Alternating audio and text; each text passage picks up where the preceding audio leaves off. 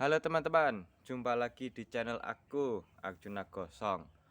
Teman-teman, aku mau ngasih sharing santai tentang kesalahan pemula dalam aplikasi buah mengkudu untuk ikan lele.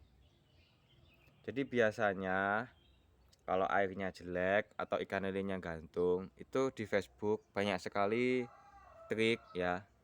Katanya ini disuruh di blender nih ya. Katanya disuruh di blender atau dikemas-kemas.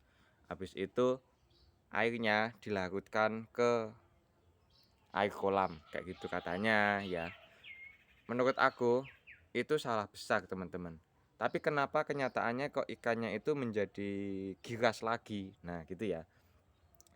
Nah biasanya gini, kalau ikannya bermasalah atau nggak nafsu makan, mereka tuh kalau ngasih tahu triknya, airnya dikuras dulu, baru diganti dengan air yang baru. Lah, itu aja, itu udah jadi lincah lagi teman-teman ikan lele. Tanpa kita kasih perasan mengkudu teman-teman. Airnya, jadi airnya nggak dikasih air perasan mengkudu, itu udah lincah. Yang penting airnya udah diganti menjadi jernih. Itu nafsu makannya akan meningkat lagi. Justru air yang dari perasan air dari mengkudu ini, kalau kita larutkan ke air, justru airnya menjadi berlimbah. Karena kan nggak dimakan, airnya kan nggak bisa dimakan oleh ikan lele. Terus yang bener kayak gimana? Yang bener adalah, jadi air kolamnya kalau misalnya jelek nih ya. Makanya kalau bikin kolam itu yang central drain ya teman-teman ya. Jadi pembuangannya di bawah dan mengerucut. Itu kalau kalian mau budidaya dengan jumlah ikan yang banyak. Itu digenjes atau dialiri dengan air sampai sampai airnya itu tidak berbau lagi.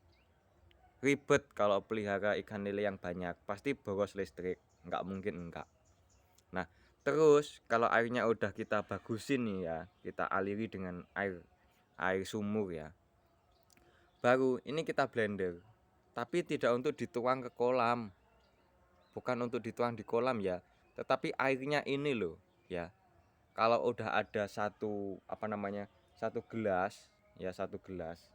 Bentar. Kalau udah ada segelas kira-kira segini ya.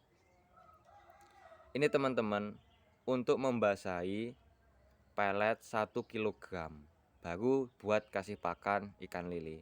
Nah itu yang bagus, bukan airnya, bukan air perasan ini yang kita masukin ke dalam air kolam lele, bukan. Itu justru memperkeruh atau memperjelek kualitas air kolam ikan lele. Kalau seperti itu kan tidak termakan gitu loh.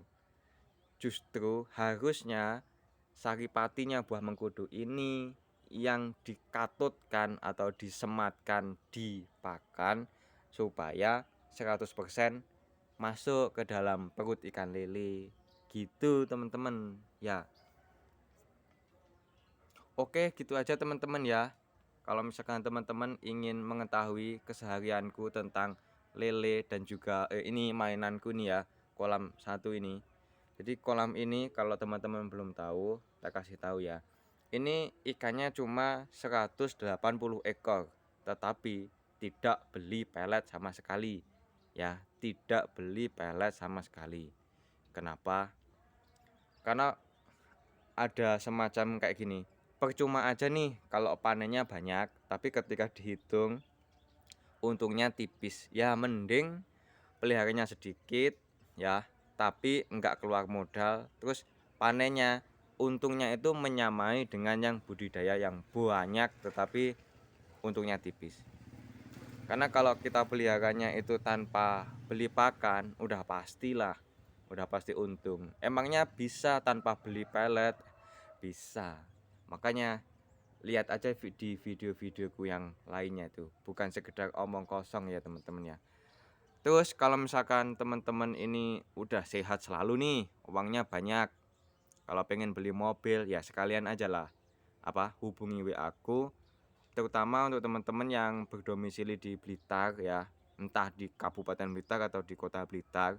silakan hubungi kalau pengen beli mobil Daihatsu. Ini WA aku, kita janjian, kita ketemu di dealernya langsung. 085 706 043 303. Oke, terima kasih teman-teman. Dadah.